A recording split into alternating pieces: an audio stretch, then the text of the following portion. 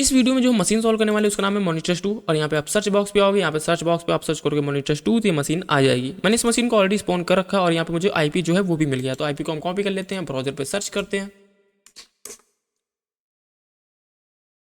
और यहाँ पर हमारे पास एक लॉगिन की फंक्शनैलिटी आ रही है और यहाँ पे कैक्टस का पेड़ आ रहा है और बेसिकली यहाँ पे लॉगिन की फंक्शनैलिटी। ओके, तो यहाँ पर कुछ इन्फॉर्मेशन डिस्क्लोजर हो रहा है, जैसे कि वर्जन यहाँ पे डिस्क्लोज हो रहा है और यहाँ पे कुछ सर्विस डिस्क्लोज हो रही है। ठीक है, अब most of the hack box की मशीन में क्या होता है, किसी ना किसी प्रकार की वर्जन या फिर किसी प्रकार की सर्विस को डिस्क्लोज किया जाता है, फिर वहाँ पर हमें क्या करना होता है, सेल लेना होता है, प्रिविलेज एस्केलेशन करना होता है, बेसिकली ये सारी चीज़ें करनी होती हैं। ठीक है, और यहाँ पर क्या है, कोई भी रिकॉन वगैरह क्या जो है हैक द बॉक्स की मशीन अभी तक तो जितनी भी मैंने मशीन सॉल्व की वहाँ पर कुछ ज़्यादा रिकॉन वगैरह नहीं है।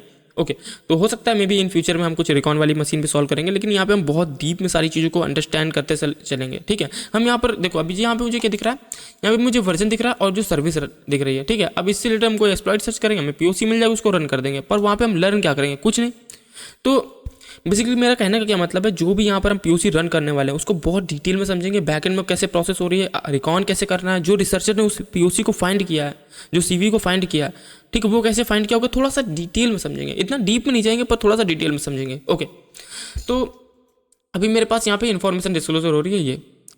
ठीक है, ओके, तो बेसिकली मुझे इससे रिलेटेड जो है कुछ एक्सप्लॉइट फाइंड करना होगा। ठीक है, तो अब तो यहाँ पर क्या है, अब यहाँ पर हमारे सामने ही जो है इन्फॉर्मेशन डिस्क्लोजर की जा रही है। ठीक है, तो बग बाउंटी में ऐसा नहीं होता है, बहुत ही रेयर होता है। ठीक है, तो उन केसों में क्या होता करना होता है आपको, उन केसों में मैंने ऑलरेडी बहुत डिटेल में जो अपना इससे पहले एक वीडियो था उसमें मैंने बहुत डिटेल में बताया था कैसे आपको रिक्वेस्ट रिस्पॉन्स जो है एनालाइज करना है और वहाँ पर कोई स्पेसिफिक सर्विस, ठीक है, स्पेसिफिक सर्विस का वर्जन डिस्क्लोज हो रहा हो, जैसे कि यहाँ पर ये वर्जन डिस्क्लोज हो रहा है। ठीक है, वो आपको फाइंड करना हो। ठीक है, तो रिक्वेस्ट और रिस्पॉन्स को कैसे एनालाइज करना मैं ऑलरेडी अपने प्रीवियस वीडियो में बता चुका हूँ, जिसमें हमने जो मशीन सॉल्व की थी उसका नाम था SAU। हालांकि और वीडियो में हम बहुत डिटेल में समझते रहेंगे। ओके, तो वहाँ पे कैसे आपको रिक्वेस्ट रिस्पॉन्स को एनालाइज करना, कैसे वहाँ पे सर्विस डिस्क्लोज हो रही है, कैसे अब आप मान लो कोई भी सर्विस डिस्क्लोज नहीं भी हो रही है, फॉर एग्जाम्पल यहाँ पर ये सर्विस का वर्जन डिस्क्लोज हो रहा है। ठीक है, और आप बग बाउंटी हंटिंग कर रहे हो, मान लो आप फॉरगेट पासवर्ड फंक्शनैलिटी टेस्ट कर रहे हो। ठीक है, फॉरगेट पासवर्ड फंक्शनैलिटी। ठीक है, सॉरी मीनिंग गलत हो गई, फॉरगेट पासवर्ड फंक्शनैलिटी टेस्ट कर रहे हो और एक है ट्रैक योर ऑर्डर। ठीक है, हाँ ओके, तो इसको ले लेते हैं। ठीक है, ये वाले को ले लेते हैं, इसका एग्जांपल ले लेते हैं। ठीक है, ट्रैक योर ऑर्डर जो फंक्शनैलिटी होती है वेबसाइट पे, जब आप कोई ऑर्डर करते हो तो वहाँ पे आपको ऑर्डर ट्रैक करने का जो है ऑप्शन दिया जाता है। आप इस फंक्शनैलिटी को टेस्ट कर रहे हो और जब भी आप अपने ऑर्डर को ट्रैक करते हो तो वहाँ पे वेबसाइट क्या करती है, आपसे आपका आईपी एड्रेस, आपकी जियो लोकेशन, आपका लैटिट्यूड एल्टीट्यूड, ठीक है, उसकी परमिशन मांगती है। तो वहाँ पर वो हेडर जा रहे होंगे। ठीक है, मान लो हेडर नहीं भी जा रहे हैं तो आपको कस्टम हेडर यूज करके कैसे इन्फॉर्मेशन डिस्क्लोजर करना है। इन्फॉर्मेशन डिस्क्लोजर नहीं हो रही है, हमें उसको इन्फॉर्मेशन डिस्क्लोजर करना है खुद से कस्टम हेडर ऐड करके। फॉर एग्जांपल अभी मेरे पास कुछ हेडर है, मैं नोट्स में दिखा देता हूँ। ओके, तो मैं अभी इस वीडियो में नहीं दिखा सकता, लेकिन मैं जो कस्टम वर्ड लिस्ट कैसे बनाना उस वीडियो में मैं आपको डिस्क्लोज करूँगा कि कैसे कस्टम हेडर का यूज करके आप स्पेसिफिक वर्जन की, स्पेसिफिक सर्विस की जो है इन्फॉर्मेशन निकाल सकते हो। ठीक है, फिर एक्सप्लॉइट के लिए जा सकते हो। ओके, ये तो फालतू की बात हो गई, यहाँ पे हमने बहुत सारी बातें फालतू की कर दी। तो फालतू की नहीं मतलब बहुत सारी बातें हो गई। अब सीधा यहाँ पे हम सीटअप पे आते हैं। ओके, तो हमें यहाँ पे इससे रिलेटेड जो है एक्सप्लॉइट फाइंड करना है। आई होप ये वाला आपको एग्जाम्पल समझ में आया होगा, मैंने क्या समझाने की कोशिश की है यहाँ पर। ठीक है, ओके, तो हम यहाँ पे आते हैं, एक्सप्लॉइट सर्च करते हैं, कैटी एक्सप्लॉइट। ओके, तो हमारा जो सर्विस वहाँ पे रन हो रही थी उसका वर्जन था 1.2.2। तो हम यहाँ पे एक बार चेक कर लेते हैं। नहीं, क्या था, हाँ 1.2.2। ठीक है, तो ये है, यही यहाँ पे पीओसी हमारे पास अवेलेबल है। Authentication bypass and RC and remote code education. सबसे पहले यहाँ पे ऑथेंटिकेशन बाईपास किया गया, उसके बाद आरसी लिया गया। तो सबसे पहले हम ये समझते हैं, अब यहाँ पर क्या है, लॉगिन पैनल है। तो जाहिर सी बात है यहाँ पे कोई किसी प्रकार का ऑथेंटिकेशन हो रहा होगा और उसको बाईपास करने के बाद आरसी लिया गया। तो हम पहले ये समझेंगे कि ऑथेंटिकेशन बाईपास किया कैसे गया है, ठीक है। ओके, तो the vulnerability occurs due to remote agent dot php has a function to retrieve IP address and verify an entry within the polar table। Okay, तो इस वाले पार्ट को पहले समझते हैं।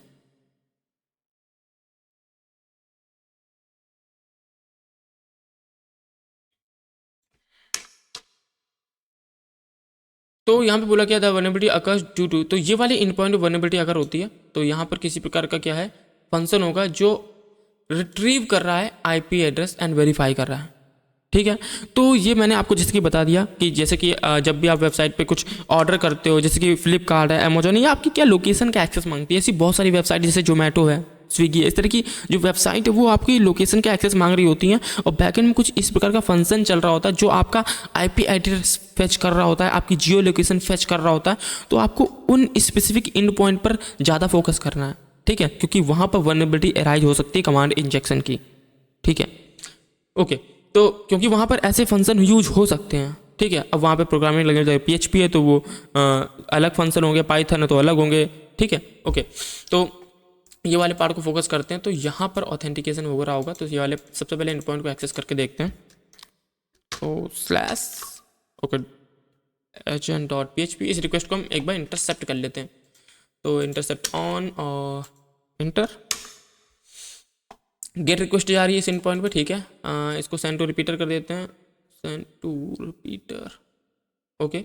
और यहाँ पे do intercept response to this request, हमें इसका रिस्पॉन्स चाहिए, रिस्पॉन्स देखना, इंटरसेप्ट ऑफ कर लेते हैं। अब यहाँ पे रिस्पॉन्स का वेट कर लेते हैं थोड़ी देर। ओके, तो यहाँ पर ये गोल गोल ऐसे गोला घूम रहा है, तो थोड़ा सा टाइम लगेगा रिस्पॉन्स आने में, लेट्स सी। ओके, तो यहाँ पे रिस्पॉन्स आ गया। यहाँ पे लिख क्या रहा, fatal you are not authorize to use this service. तो हम यहाँ पे ऑथेंटिकेटेड नहीं है, यहाँ पर हम ऑथराइज नहीं है कि हम इस एंड पॉइंट को जो है एक्सेस कर पाएँ। ये वाले एंड पॉइंट को हम एक्सेस नहीं कर सकते, ठीक है। तो अगर यहाँ पे मैं इसको फिर से सेंड करता हूँ,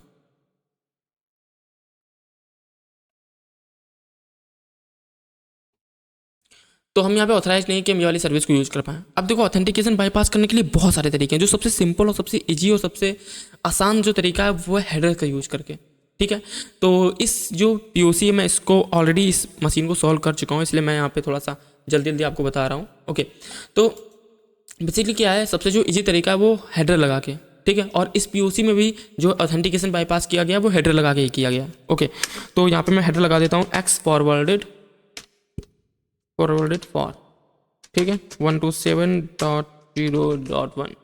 तो जैसे मैंने ये वाला हेडर लगाया तो बेसिकली हो क्या रहा होगा, ये वाला हेडर कर क्या रहा होगा, तो ये करेगा कि जो रिक्वेस्ट आ रही है वो लोकल होस्ट से आ रही है, मतलब हमारा जो लोकल IP है वहाँ से रिक्वेस्ट आ रही है लोकल होस्ट से, ठीक है। तो यहाँ पे मैंने ऐड कर दिया एक्स फॉर हेडर। तो देखते हैं यहाँ पे ये ऑथेंटिकेशन बाईपास कर पाता है कि नहीं।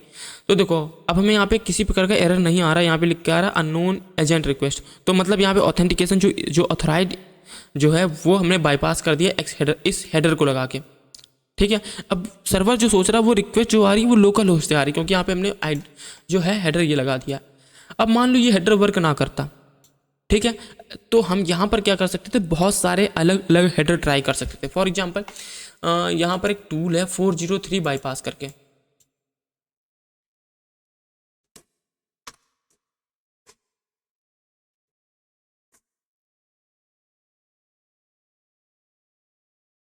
तो यहाँ पे ये टूल है धीरज मधुकर का टूल है, इंडियन है ये, और ये काफ़ी फेमस है, ठीक है। तो ये बेसिकली टूल क्या करता है, यहाँ पे आप नीचे आओगे अगर, तो ये जो टूल है ये बेसिकली क्या करता है, बहुत सारे इसके पास हेडर है, बहुत सारे हेडर्स के बाईपास है, अलग अलग बाईपासेस हैं, प्लस आप इसमें जो है रिक्वेस्ट का मेथड भी चेंज कर सकते हो। जैसे यहाँ पे क्या रिक्वेस्ट जा रही है, वो गेट रिक्वेस्ट जा रही है, यहाँ पे गेट रिक्वेस्ट जा रही है। हो सकता है ये पोस्ट रिक्वेस्ट से बाईपास हो जाए, या फिर ऑप्शन रिक्वेस्ट से बाईपास हो जाए, या फिर पुट रिक्वेस्ट से बाईपास हो जाए। तो ये टूल क्या करता है, अलग अलग जो है सारे मेथड अप्लाई करता है, पोस्ट डिलीट सारे मेथड यूज करता है, प्लस बहुत सारे इसके पास जो है हेडर्स के बाईपास हैं, ठीक है। ये जो टूल है इसमें बहुत सारे हेडर्स के बाईपास है। तो मैं आपको एक यहाँ पे थोड़ा सा यूज करके दिखा देता हूँ कि इसको कैसे यूज करना है। इसको हम कॉपी कर लेते हैं, और टर्मिनल पे जीटी टूल। ओके, तो मेरे पास ये टूल ऑलरेडी पड़ा हुआ है, तो यूज कैसे करना हम ये देख लेते हैं एक बार। cd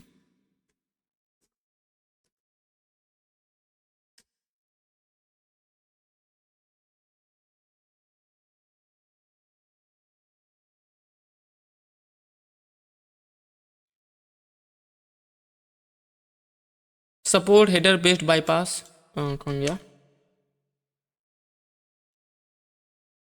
ये रहा बैस 403 बाईपास डॉट एस और यहाँ पे हमें यूआरएल देना और यहाँ पर जो है हेडर बेस्ड बाईपास हम कर सकते हैं। ओके, तो कॉपी करते हैं, देखते हैं और कौन कौन से हेडर जो हैं वो यहाँ पर बाईपास कर सकते हैं।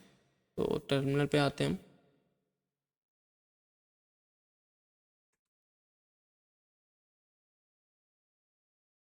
यहाँ पे हम यूआरएल दे देते हैं।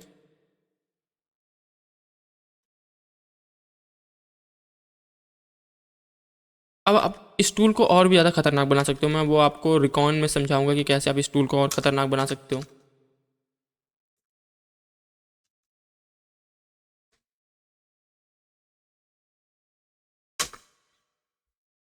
एक्स और ओरिजिनली फॉरवर्डेड फॉर या मैं हेडर देना पड़ेगा क्या। ओके, तो ये सारे देखो हेडर ट्राई करने लगा, ठीक है।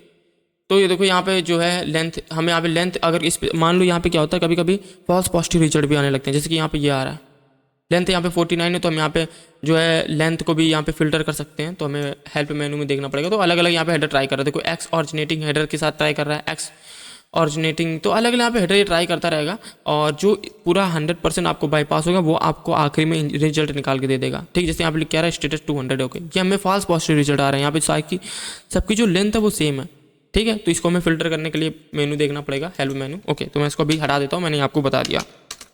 ओके, तो बेसिकली यहाँ पे जो टूल है इस बहुत सारे इसके अंदर बाईपासेस हैं हेडर के, ठीक है। तो अब इसको आप और ख़तरनाक बना सकते हो, वो कैसे। अब आप क्या करो, इसमें और अपने जो कस्टम हेडर है जो आपको एक्सपीरियंस है, जैसे मैंने बहुत सारे हेडर जो हैं बहुत सारे मैंने राइटअप जो है 0 डे POC का यूज करके राइटअप उन राइटअप से हेडर निकाल रखे हैं, प्लस चैट जीपीटी से। तो उन हेडर को भी आप इनमें ऐड कर दो कि आप और ज़्यादा इस टूल को ख़तरनाक बना सकते हो, ठीक है। ओके, तो ये तो हो गया हेडर बेस बाईपास। तो बेसिकली यहाँ पर जो है हमने ऑथेंटिकेशन को बाईपास कर दिया। अब आगे देखते हैं कैसे यहाँ पे सेल लिया गया है POC में। remote agent dot php has a function to retrieve IP address and verify an entry the polar table. If entry was found, the function will return true and the client is authorized. Okay, तो basically यहाँ पर क्या है ये बताया जा रहा है कि यहाँ पे जो पोलर टेबल था प्लस यहाँ पे फंक्शन वगैरह कुछ यूज हो रहे थे, तो ये इसका एक्सेस उसको कैसे मिला होगा। मे बी हो सकता है इसका सोर्स कोड का एक्सेस हो या फिर ये कोई ओपन सोर्स टूल हो, ठीक है। तो पहली बात तो यहाँ पर ये जो इन पॉइंट है ये PHP फाइल है, रिमोट एजेंट डॉट PHP। तो यहाँ पे हो सकता है कोई सोर्स कोड डिस्क्लोज हो रहा, पर हमें यहाँ तो कोई इसी प्रकार का सोर्स कोड नहीं दिख रहा है। तो यहाँ पे हम PHP फाइल को रीड करने के लिए क्या करते हैं, एक हेडर लगाते हैं और कंटेंट टाइप हेडर लगाते हैं, ताकि हम जो सोर्स कोड है PHP का वो रीड कर सके, ताकि और इन्फॉर्मेशन डिस्क्लोज हो, हम बैकएंड के फंक्शन जान सके कि बैकएंड में कैसे कौन से फंक्शन यूज हो रहे हैं जो कि यूज़र का IP ले रहे हैं, ठीक है। ओके, तो यहाँ पे मैं हेडर लगा देता हूँ कंटेंट टाइप हेडर और यहाँ पे हम कर देते हैं एप्लीकेशन जेसन। अब देखो सोर्स कोड को रीड करने के लिए यहाँ पे जेसन नहीं लगाना है, यहाँ पर लगाना होता है एक्स HTTPD और PHP के लिए होता है HTTPD होता है, हाँ HTTPD और PHP, ठीक है। तो इस हेडर का यूज करके आप PHP को कोड रीड कर सकते हो, पर यहाँ पे एक लिमिटेशन है। लिमिटेशन ये है कि ज़रूरी नहीं है कि आप PHP का सोर्स कोड रीड कर पाओ, अब वो डिपेंड करता है सर्वर की कॉन्फ़िगरेशन के ऊपर, ठीक है। क्योंकि बहुत सारे मोस्ट अदर 90% चांस क्या होता है कि आप सर्वर में ऐसी कॉन्फ़िगरेशन होती है कि आपको जो है रिस्पॉन्स में जो है क्लाइंट साइड PHP का सोर्स कोड का दिखेगा ही नहीं, यहाँ पे आपको रिस्पॉन्स में आएगा ही नहीं, ठीक है। तो अब जैसे आप फॉर एग्जाम्पल सब डोमेन इनोवेशन कर रहे हो, आपको कोई ऐसा सब डोमेन मिला जहाँ पर कोई इस प्रकार का लॉगिन बना है जो इतना प्रॉपरली प्रोटेक्टेड नहीं है, ठीक है। तो वहाँ पर आप हो सकता है, बहुत रेयर होता है बाय द वे ये चीज़, ठीक है। तो ये आपको बहुत ओल्ड जो सर्विस रन हो रही है, कोई सब डोमेन आप निकाल लियो, एकदम निकाल के लाए हो सब डोमेन बिल्कुल, ठीक है। तो बहुत तो उन केसों में होता है, बहुत ओल्ड सब डोमेन में। ओके, तो इस हेडर को हम यहाँ पे यूज करके हम PHP का कोड रीड कर सकते हैं। नहीं तो यहाँ पर सर्वर में कुछ ऐसी कन्फिग्रेशन होगी ताकि हम यहाँ पे रीड नहीं कर सकते, तो हम इसको हेडर को हटा देते हैं। पर मैंने आपको इन्फॉर्मेशन के लिए बता दिया कि आप इसका यूज कर सकते हो। ओके, तो हम इसको रिमूव कर देते हैं यहाँ से और आगे देखते POC में क्या है।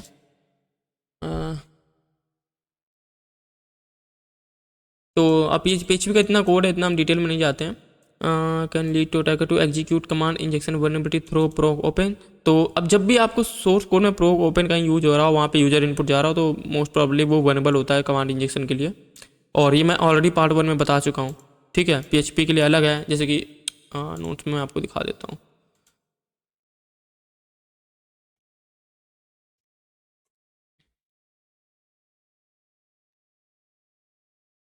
तो ये देखो PHP के लिए बहुत बेसिक है, चैट जीपीटी से मैंने निकाला था। ये देखो यहाँ पे यूजर इनपुट लिया जा रहा है, यहाँ पे यूजर इनपुट में सेल एग्जीक्यूट फंक्शन यूज हो रहा है। तो यहाँ पर अगर यूजर इनपुट जाएगा तो यहाँ पे हम सेल वगैरह ले सकते हैं। तो अलग अलग पाइथन में अलग है, पाइथन में सब प्रोसेस यूज होता है, रूबी में अलग है, तो PHP के लिए भी अलग अलग है। ठीक है, तो अलग अलग फंक्शन है। ओके, तो वापस आते हैं इसमें हम requirement.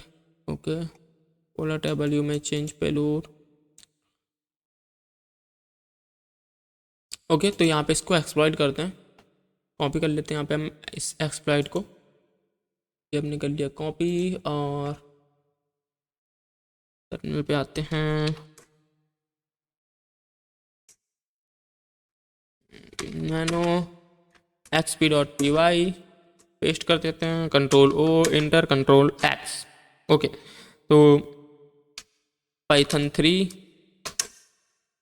xp.py enter the target address like this. तो हमें यहाँ पे जो अपना URL है वो देना पड़ेगा, तो सिर्फ URL देना पड़ेगा। तो यहाँ पे मैं URL जो है वो दे देता हूँ,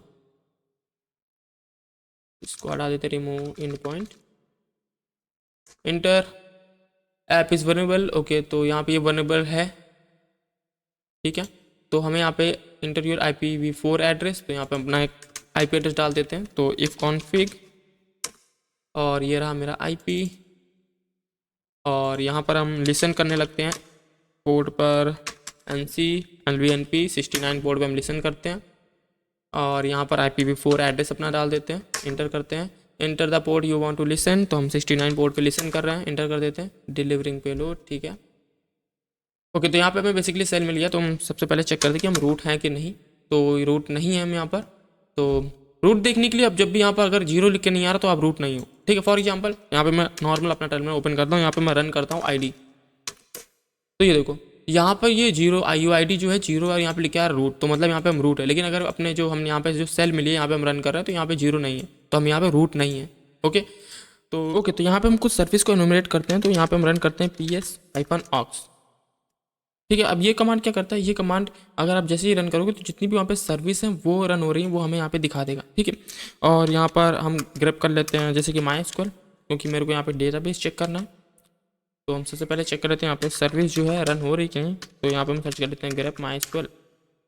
ओके, तो यहाँ पर जो है MySQL है और यहाँ पे PID वगैरह दी हुई है। ओके, तो हम क्या करते हैं यहाँ पे जो है डेटाबेस को निकालने की कोशिश करते हैं। तो यहाँ पे मैं रन करता हूँ फाइंड, और यहाँ पर डेटाबेस कॉन्फ़िग फाइल में होता है, तो हम यहाँ पे कॉन्फ़िगरेशन जो फाइल है उसको यहाँ पे ग्रैब करते हैं। तो अपन यहाँ पे कर लेते हैं ग्रैब, और यहाँ पे मैं कर लेता हूँ कॉन्फ़िग।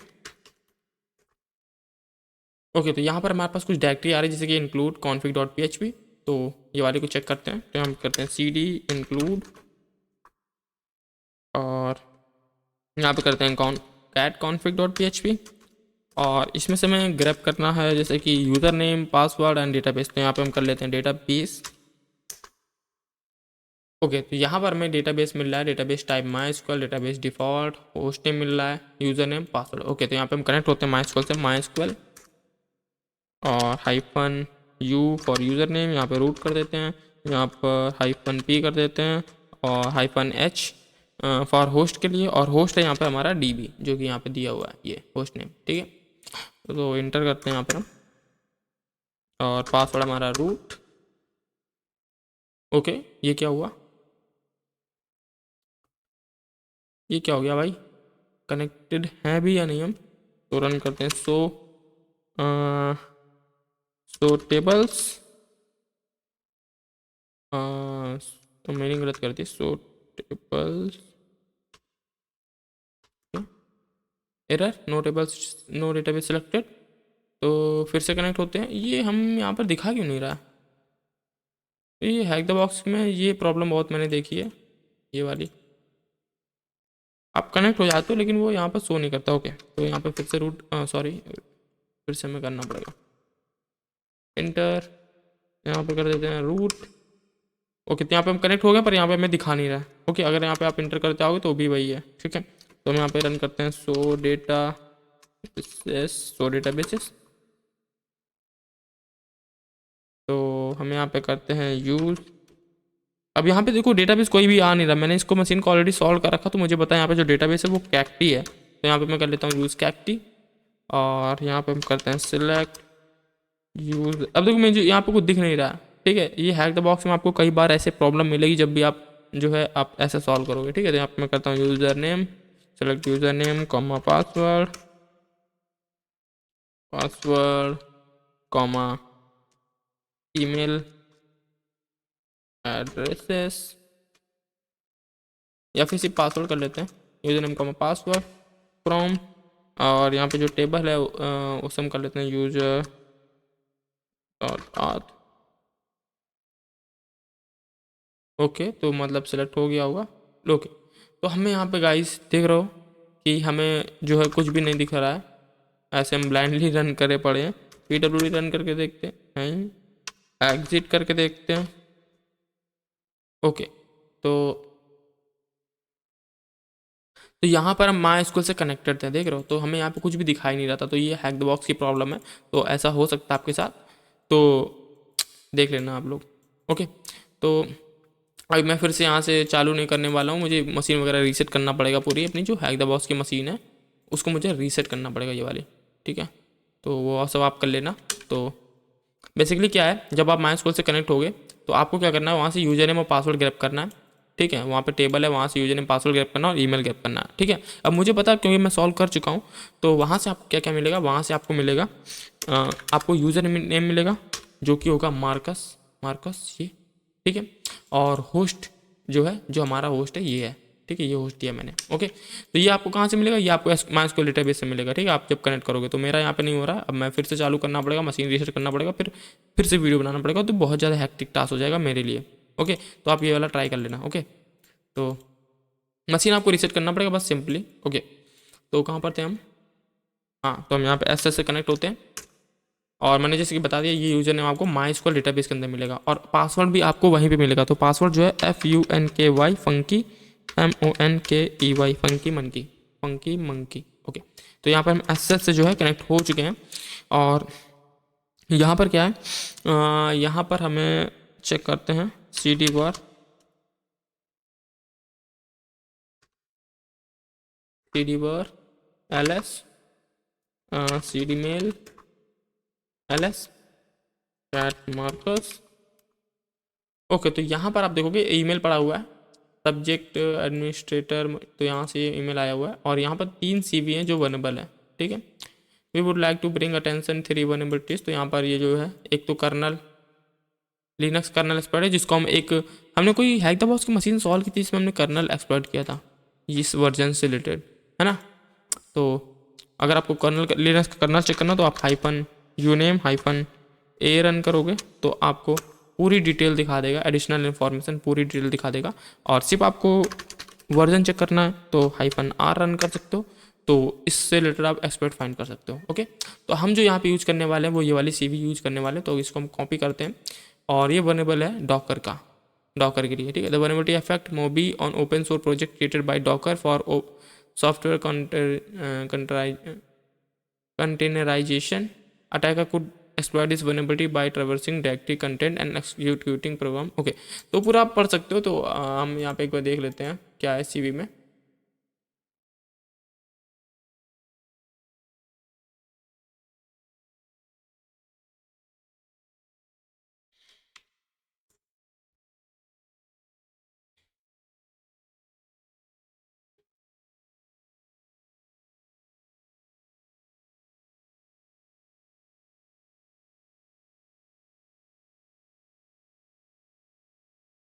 ओके, तो ये फ्लॉ है मोबी डॉकर इंजन, ये एक डॉकर इंजन है, ठीक है, that allow unprivileged Linux user to traverse and execute program within the data directory.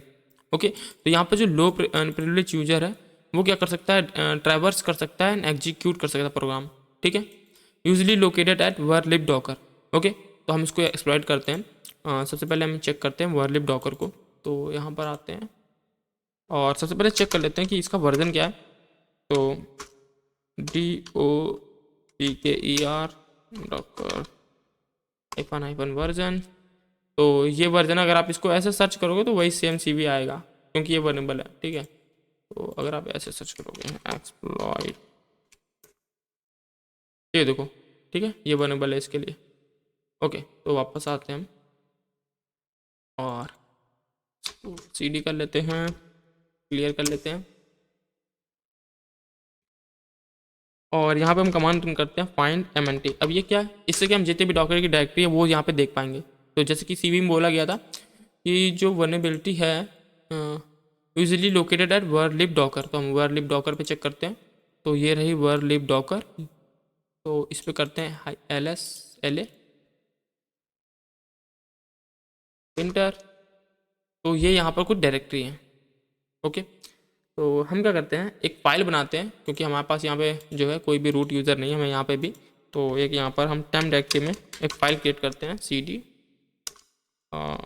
टेम, और यहाँ पे एक फ़ाइल क्रिएट कर लेते हैं TOUSH टच थैंक्स नाम से, ठीक है, और चेक करते हैं यहाँ पे थैंक्स आया कि नहीं।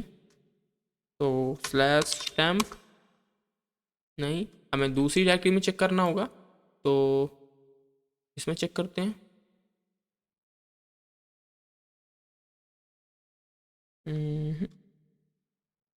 LS-LA सॉरी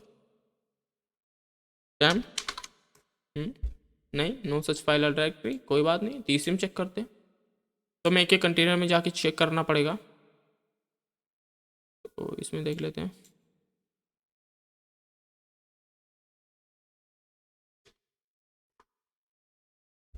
ओके, तो ये रहा हमारा थैंक्स, ठीक है।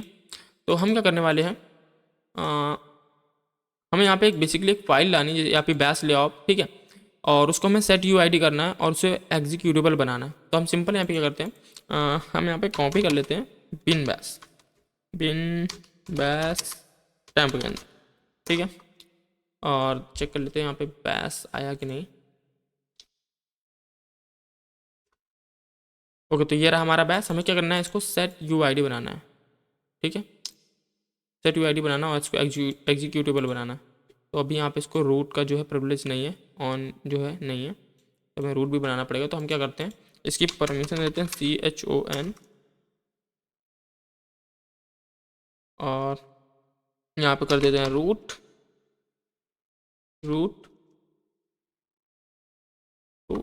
और यहाँ पे कर देते हैं बैश ना, ऑपरेशन नॉट परमिटेड, हमें यहाँ पे रूट जो है रूट बनना पड़ेगा। तो सबसे पहले यहाँ पे प्रिविलेज एस्केलेशन करते हैं, ठीक है। तो यहाँ पे हमें प्रिविलेज एस्केलेशन करने के लिए क्या करना पड़ेगा, हम यहाँ पे कुछ डायरेक्टरी फाइंड करने वाले जिनके पास परमिशन जो है वो 4000 है, ठीक है। तो हम यहाँ पे करते हैं हाइफन परमिशन और परमिशन हमें फाइंड करनी है लाइक 4000 और एरर के लिए हम कर देते हैं डेव नल। ओके, तो यहाँ पर हमारे पास कुछ डायरेक्टरी आ गई हैं, ठीक है। अब आपको क्या करना है, एक एक करके सर्च नहीं करना, सीधा ChatGPT को दो। मैंने मोस्ट ऑफ द काम अपना ChatGPT से करा रखा है। तो आप यहाँ पे आओगे, तो जैसे कि यहाँ पे देखो, इस पे आते हैं, तो यहाँ पे आप समझ सकते हो कि क्या सेट UID, इस पे यहाँ पे डिटेल इन्होंने समझा रखा है। देखो, the set user ID is a bit special permission in Unix like operating system including Linux. When a file has the SUID bit set it allow user to execute the file with the permission. तो तभी हमें SUID बनाना पड़ेगा उस file को। तो हमें ये path मिले थे बेसिकली वहाँ से, ठीक है। तो मैंने क्या बोला इसको, I found this path, is there any way to get root privilege. तो यहाँ पे देखो, yes, finding files with the SUID bit, especially system bindings like the ones you listed, can potentially lead to privilege escalation. Okay, तो यहाँ पर क्या है, जो कैप्स पाथ है हमारा, ठीक है, ये वाला, ये वाला, ठीक है। तो इसकी मदद से हम क्या कर सकते हैं, प्रिविलेज एस्केलेशन कर सकते हैं। तो सिंपल हम यहाँ पे सर्च करते हैं caps binary exploit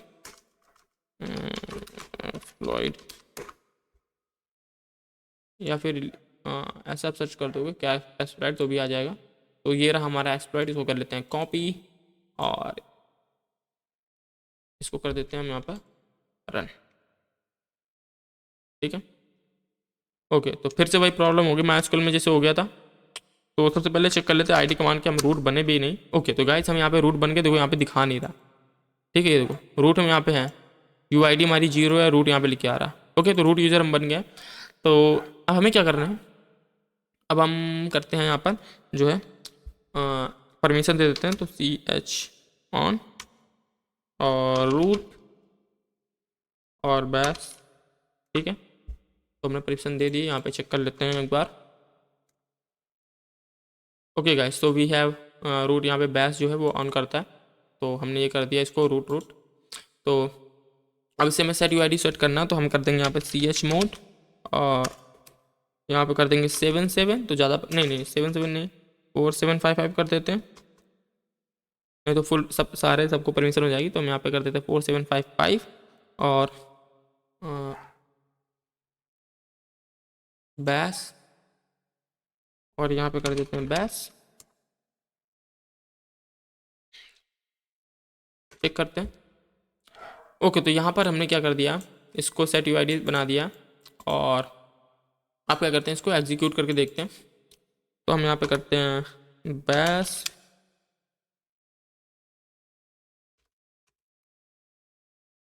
-p enter. Okay, तो सॉरी हमने गलती कर दी, हमें वापस उस डायरेक्टरी में जाना पड़ेगा। तो डायरेक्टरी में चलते हैं सबसे पहले। तो यहाँ पे हम कर लेते हैं CD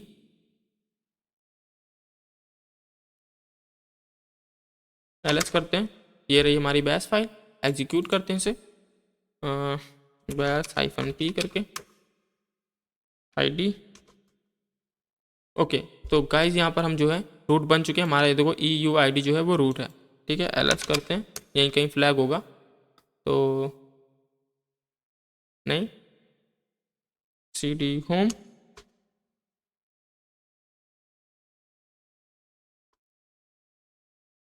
CD मार्कस। ओके, तो यहाँ पर हमें जो फ्लैग है वो मिल गया। ठीक है, सॉरी user.txt। ओके, तो यहाँ पे फ्लैग हमें मिल गया। तो इस तरीके से आप जो है ये मशीन सॉल्व कर सकते हो। अब आपको मिलते हैं नेक्स्ट वीडियो में। अब देखो यहाँ पर क्या क्या प्रॉब्लम हमें आई, देखो यहाँ पे हम प्रॉब्लम दिखाते हैं। जब भी आप हैक द बॉक्स में मशीन सॉल्व करो ना, तो देखो आप किस तरह की, देखो यहाँ पे हम कुछ दिख ही नहीं रहा आप इंटर करते जाओ, कुछ फर्क ही नहीं पड़ रहा। तो हैक द बॉक्स में ऐसी मशीन में प्रॉब्लम आ सकती है, तो घबराना नहीं है। आप वीडियो देख लो यूट्यूब पे और वाल थ्रू भी पढ़ सकते हो, ऐसा कोई वो नहीं है। अब देखो हम कमांड इंजेक्शन लर्न कर रहे हैं, वेब वर्नेबिलिटी। ठीक है, अब बग बाउंटी में क्या होता है कि बहुत रेयर होता है कि आपको RC मिल जाए। RC मिल जाए वही बहुत बड़ी बात है। ठीक है, RC मिल जाए। अब प्रिविलेज एस्केलेशन तो आपके पास जो है परमिशन होती नहीं कि आप वहाँ पे प्रिविलेज एस्केलेशन करो। तो सबसे पहले RC मिले, पहले आप रिपोर्ट करो, उसके बाद पूछो कि प्रिविलेज एस्केलेशन, उसके बाद तो आप कर ही लोगे। ठीक है, बहुत सारे आपको ट्यूटोरियल मिल जाएंगे। पहले मेन जो हमारा काम है वेब की फंक्शनैलिटी को एक्सप्लॉइट करके हमें जो है RC वगैरह लेना या फिर कमांड इंजेक्शन वर्नेबिलिटी का फाइंड करना। ठीक है, ओके। तो ये सब तो बात रेस्ट ऑफ द पार्ट है, ये सब तो हो ही जाएगा। मेन काम हमारा जो है उसको फंक्शनैलिटी को एक्सप्लॉइट करना। तो आई होप आपको ये वीडियो पसंद आया होगा। और तो ये सब चीज़ें हमने डिटेल में एक्सप्लेन करा। तो बताना वीडियो कैसा लगा। आप मिलते हैं सीधा आपको नेक्स्ट वीडियो में।